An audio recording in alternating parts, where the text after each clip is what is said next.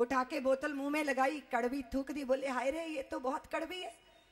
फिर चौड़ा हो गया। बोले तू सोचती थी मैं गुलछर्रे उड़ाने आता हूं, देख कितनी कठिन तपस्या है, मर्द बच्चों से सदती है। और पीने का बहाना चाहिए। घर में लड़का हो जाए तो खुशी के मारे पीते हैं, और लड़की हो जाए तो गम के मारे पीते हैं। एक दिन कसम खा ली, बोले अब नहीं पीऊंगा। दुकान और मकान के बीच में था ठेका, अब जाऊंगा ही नहीं ठेके पे, शराब की दुकान पे। आज पक्की बात है, बिल्कुल नहीं जाऊंगा। आगे बढ़ गया, 2 कदम शराब की दुकान पीछे रह गई। कहते हैं अरे आज तो अपनी कसम पूरी कर दी, चल इसी खुशी में दुगनी पिलाऊं। जाके फिर बैठ गया। निश्चित रूप से जिंदगी में नशा चाहिए, मस्ती चाहिए, लेकिन ऐसा नशा नहीं जो नशा करो और फिर करो और फिर करो और फिर करो और फिर करो। नशा तो वो होता है जो एक बार कर लिया जाए, फिर दिन दुगनी रात चौगनी मस्ती चढ़ती चली जाए। वो है मेरे कृष्ण नाम की शराब। ये युग है कृष्ण का। कान्हा के नाम की पियो, जी जी भरकर पियो, जिंदगी के अनुभवों की भट्टी पर ढाल के पियो। पीने के बाद कह उठोगे नाम खुमारी नानका, चढ़ी रहे दिन रात। ऐसी खुमारी के मालिक बनो, ऐसी मस्ती के मालिक बनो। तो आज संकल्प करो कि अगर ज्यादा पीते हो तो कम पीना शुरू करो, थोड़ा थोड़ा, और फिर कृष्ण नाम की। और एक बात बताऊं, कोई भी चीज होती है ना, वो ऐसे स्टेप में नहीं होती, झटके से हो जाती है तो हो जाती है। ठीक है ना? आपने कहा दीदी माँ आके कथा सुनाओ, और फिर ये भी कहा कि दीदी माँ दक्षिणा क्या लेती है। अब दक्षिणा वक्षिणा तो मैं कुछ नहीं लेती, लेकिन बिना दक्षिणा दिए तुम कथा सुन के कथा के फल के प्राप्त करता नहीं हो सकते। इसलिए मुझे आज दक्षिणा चाहिए। और दक्षिणा पता है क्या चाहिए? आपके संकल्प की दक्षिणा। अभी तय करो, जो भी व्यसन है उसको तुम आज छोड़ोगे, राम नाम की पियोगे, मस्ती में रहोगे, दीवानापन छाएगा। और दीवानापन किसका? अपने कान्हा का दीवाना। तो आज आपने मुझे दक्षिणा देनी है, एक संकल्प करना है, मेरे साथ दोहराओगे। मुझे गर्व है, सब बोलो, मुझे गर्व है कि कई जन्मों के पुण्य प्रारब्ध के फल स्वरूप मैंने देवभूमि भारत में जन्म लिया। सदियों से भारत का जीवन हमारी सुदृढ़ दूरी पर ही घूमता आया है। भारत के भविष्य निर्माण में मेरी बहुत महत्वपूर्ण भूमिका है। माँ भगवती को गोपाल जी को गंगा मैया को यमुना मैया को गौ माता को भारत माता को साक्षी मानकर हम प्रतिज्ञा करते हैं कि सेवा को समर्पित होते हुए भारत माता के प्रति अपने सारे दायित्वों का निर्वहन करेंगे। कन्या भ्रूण हत्या के विरुद्ध अभियान को अपना नैतिक समर्थन देकर गर्भ में कन्या हत्या के कलंक से भारत माता को मुक्त करेंगे।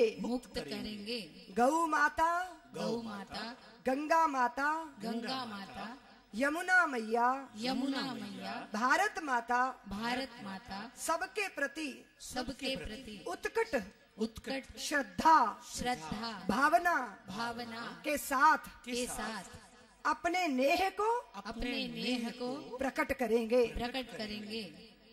निष्ठुर मनुष्य जाति को करुणा सिक्त बनाएंगे। राजा दिलीप जैसी गो भक्ति हृदय में धारण करेंगे। अमर शहीद चंद्रशेखर आजाद और भगत सिंह जैसी राष्ट्र भक्ति को दिल में बसाएंगे। महावीर हनुमान जैसा बल अपने भीतर पैदा करेंगे ताकि हम अपनी गौ माता भारत माता गंगा माता और गर्भ की बेटियों की रक्षा करने में सक्षम हो जाएं और खंडित भारत माता को अखंड बनाकर उसे पुनः वैभवशाली पद पर प्रतिष्ठित कर सके। अब मुट्ठी बांधो, हाथ खड़ा करो, मेरे पीछे दोहराओ, बोलिए तेरा वैभव अमर रहे माँ, हम दिन चार रहे न रहे,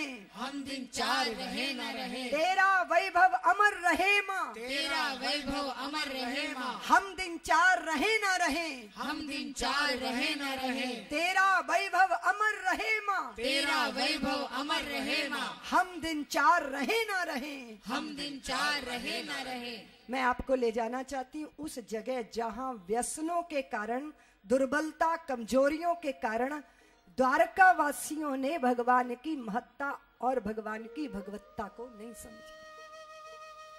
7 वर्ष के थे भगवान जब भगवान ने इंद्र के कोप से ब्रज को डूबने से बचा लिया था। वे भगवान बने, महामहिम बने, योगेश्वर हो गए, द्वारकाधीश हो गए, लेकिन द्वारका डूबेगी, भगवान नहीं बचाएंगे, क्योंकि भगवान चाहते हैं कि मेरे भी कुल कलंकों से धरती का बोझ हल्का हो जाए। अब आप पूछोगे दीदी माँ द्वारका क्यों डूबी और ब्रज क्यों बचा? द्वारका इसीलिए डूब गई कि द्वारका वालों ने शराब की बोतलों का आश्रय लिया, और ब्रज इसीलिए बच गया कि ब्रज वालों ने गौ माता के चरणों का आश्रय लिया। भारत भूमि को डूबने से बचाना है तो गौ माता की शरण में, भक्ति की शरण में, निष्ठा, श्रद्धा, संस्कारों की शरण में आने की जरूरत है।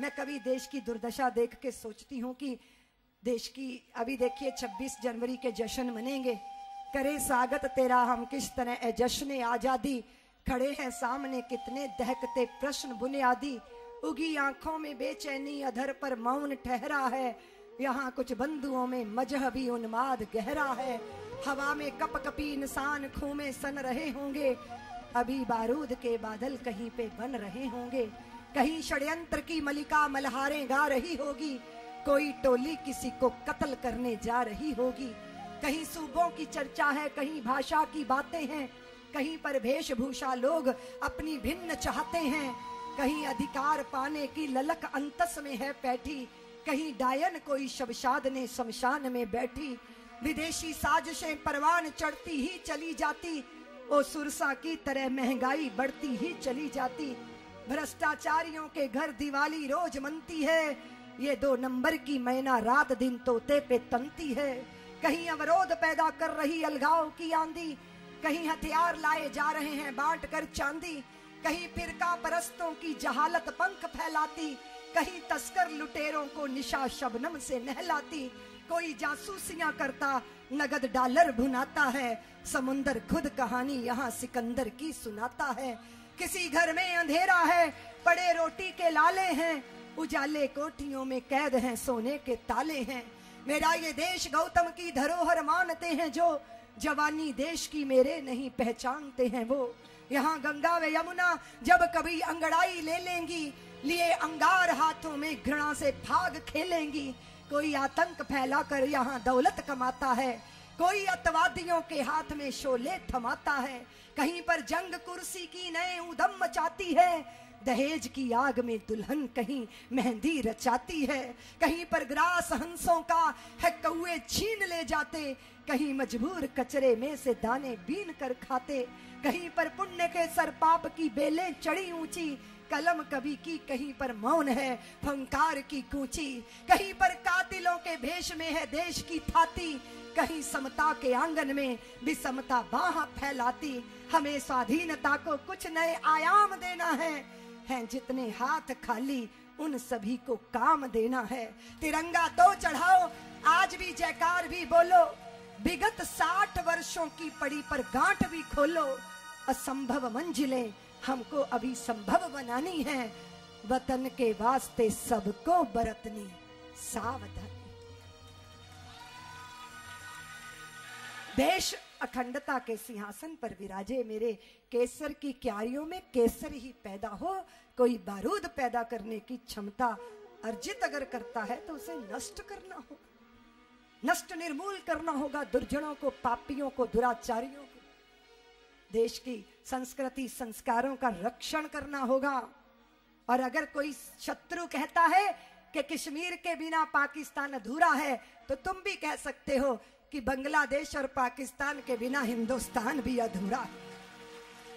शत्रु, उसका दमन और मित्र के साथ आलिंगन बद्ध होना, क्रांति और शांति का संवाहक बनना, अपने लिए नहीं अपने राष्ट्र के लिए जीना, ये दक्षिणा है मेरी। क्या तुम मुझे ये दक्षिणा दे सकोगे? मैं आश्वासन चाहती हूं, अपने राष्ट्र अपने समाज के प्रति सजग रहना, जागरूक रहना। एक सन्यासी की तो यही दक्षिणा हो सकती है। एक यति को, एक सन्यासी को द्रव्य तो नहीं चाहिए, तुम्हारे राजभवन तो नहीं चाहिए, सोने चांदी के गहने तो नहीं चाहिए, लेकिन जनता का ओज चाहिए, जनता का तेज चाहिए, भक्तों के हृदय के अंदर राष्ट्र भक्ति का ज्वार चाहिए। वो है हमारी दक्षिणा। 7 दिन मैंने परिश्रम किया है आपके ऊपर, 7 दिन। मेरे जैसी साध्वी के लिए एक जगह रुकना कष्ट देता है मुझे, क्योंकि 7 दिन में तो मैं बहुत दूर तक सबको अपनी वेदना बांट आती हूं। 7 दिन आपके नेह बंधन में बंधी हूं मैं, आपने रोक के रखा मुझे। कौन सा वो बंधन है? वो श्रद्धा का बंधन, वो प्रेम का बंधन, वो करुणा का बंधन। तुम्हारी ये जो धरती है देह, और तुम्हारे हृदय की धरती पर मेरी चाह थी मैं राष्ट्र भक्ति के बीजों का रोपण करूं, मैं कृष्ण भक्ति के संस्कार जगाऊं।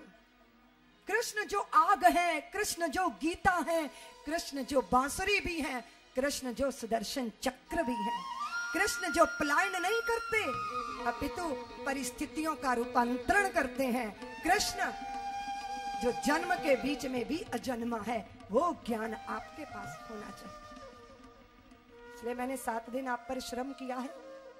मेरे श्रम के स्वेद बिंदु व्यर्थ तो नहीं जाएंगे। मैं जानती हूं मैं वेदना दे के जा रही हूं तुमको, वेदना जीती हूं, इसलिए वेदना देकर जा रही हूं, देश के लिए, समाज के लिए, राष्ट्र के लिए। मेरे बुजुर्गों की, मेरे अग्रजों की, ऋषियों मनीषियों की भूमि है ये, दधीचियों की धरा है ये। गुरुओं ने अपने पुत्रों को दीवारों में चिन्हते दिखा, सारा बलिदान दिया, सब कुछ हुआ किसके लिए? इस धरा की संस्कृति को बचाने के लिए। वो संस्कार, वो संस्कृति, भारत का प्रत्येक घर मंदिर बनना चाहिए। वासनाओं का आलय नहीं, प्रार्थनाओं का देवालय बनना चाहिए। हम देह के लिए, इंद्रियों के लिए, विषय वासनाओं के लिए जीने वाले लोग नहीं है। हम अपनी मातृभूमि के लिए, अपने राष्ट्र के लिए, अपने स्वाभिमान के लिए जीने वाले लोग हैं। असुविधाओं से, संघर्षों से नहीं डरते। माँ की पेट से अमरता की घूंटी पीकर पैदा हुए हैं हम। फिर मेरा देश गिड़गिड़ाएगा, फिर मेरा देश श्रीहीन हो जाएगा, फिर मेरा राष्ट्र ओज से शून्य हो जाएगा, फिर मेरे देश की ललनाओं के शील के साथ खिलवाड़ होगा। मेरी संततियां अपनी ही पवित्र संस्कृति के संस्कारों से वंचित होकर इंद्रियों की आग बुझाने में लगी रहेंगी? नहीं, भारत की भूमि पे हमारा इसलिए जन्म नहीं हुआ है। इसलिए मैं आप सबसे करबद्ध निवेदन करती हूं, देश संकट में है, राष्ट्र संकट में है। अगर मेरा भारत नहीं तो मैं भी नहीं, मेरा धर्म भी नहीं। आज मैं श्रीनगर जाके भागवत कथा नहीं कर सकती हूं। ऐसा ना हो आने वाले कल ऐसा हो कि कोई जगह अक्षुणी ना बचे। मैं तुम्हें याद दिलाना चाहती हूं कि भारत की सतियों ने अपने चिता की धू धू करती ज्वाला से इस देश में ऊष्मा को जन्म दिया। अंडमान की काली कोठड़ी में पत्थर की भित्तियों पर हृदय के रक्त से शौर्य की कहानियां लिखी गई थी। सावरकरों ने समुद्र की उताल तरंगों में पौरुष के अभिलेख लिखे थे। उस ओज, उस तेज, उस समर्पण को दिल में संजो के रखना। राष्ट्र ही सर्वोपरि है, राष्ट्र ही देवता है। बहुत देवता हैं तुम्हारे, हर साल नए नए देवता पैदा हो जाते हैं। सबसे बड़ा देव है राष्ट्र देव। ये भूमि ही ना बची तो देवताओं की पूजा कहां करोगे? इसलिए अपने देश का रक्षण, अपनी राष्ट्रीय मान्यताओं का, परंपराओं का रक्षण, उसके संवाहक बन जाना। और उसके लिए किसी भी तरह की किसी भी कीमत को चुकाना पड़े तो पीछे मुख मत करना। यही मेरी दक्षिणा है 7 दिन जो मैंने आपको कथा सुनाई। 7 दिन बीत गए हैं, आज तक्षक डसेगा परीक्षित।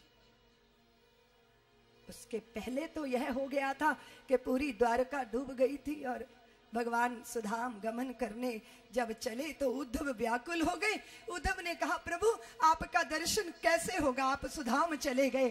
तो भगवान ने कहा, उद्धव जहां मेरे भक्त श्रीमद् भागवत ग्रंथ को लेकर बैठेंगे, मैं उसी भागवत में वांगमयी रूप में प्रकट हो जाऊंगा, सबके हृदयों को धन्य करूंगा। कृतार्थ आश्वासन दिया उन्होंने। आज भागवत के रूप में भगवान जी हमारे बीच में।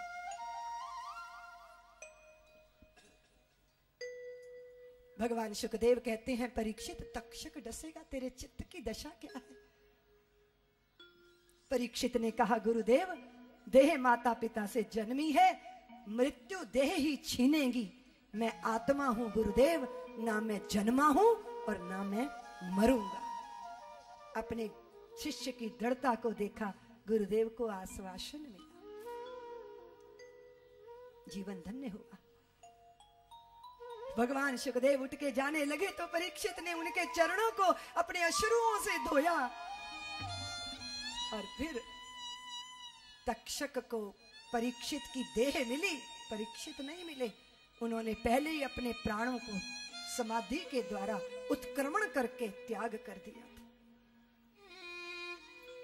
परीक्षित की मुक्ति हुई है, देवताओं ने पुष्प वृष्टि की है, चारों तरफ शंख घड़ियाल घंटियां बजने लगी है।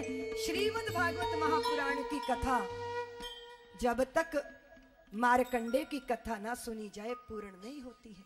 मृकुंड ऋषि के पुत्र मार्कंडे अल्प आयु लेकर पैदा हुए। माता को पता चला कि तुम्हारा पुत्र 5-6 साल ही जिएगा। माता ने कहा पति से कि आप चाहो तो पुत्र की आयु बढ़ा सकते हो। पिता ने कहा ये चाहे तो इसको आयु मिल सकती है। बालक जब 2 वर्ष का हो गया तो पिता ने कहा बेटा द्वार पे जाके खड़े हो जाया करो, जो आए जाए सबको प्रणाम किया करो। बालक सुबह अल्पाहार करके खड़ा हो जाता, जो आते जाते उनको प्रणाम करता। समय बीतता चला गया, आयु पूरी हो गई। यम के दूत आए उसे लेने, उसने दौड़ के उनको भी प्रणाम किया। उन्होंने कहा आयुष्मान भव वत्स, लेकिन तुरंत दांतों के नीचे जीभ दबा ली कि अरे इसकी तो मौत है। हमने आशीर्वाद दे दी। वे लौट गए धर्मराज के पास, बोले अपनी चपड़ास आप संभालो, हमसे नहीं होगा। हम इतने क्रूर नहीं हो सकते कि उस बालक को लेकर आए, कोई नहीं ला सकता उसको। तो धर्मराज स्वयं गए थे। भैंसे के ऊपर आरूढ़, लाल वस्त्र, अरुण अरुण नेत्र, बड़े बड़ी मूछें, विस्तृत वक्षस्थल, विस्तृत ललाट, हाथ में नाग का पाश,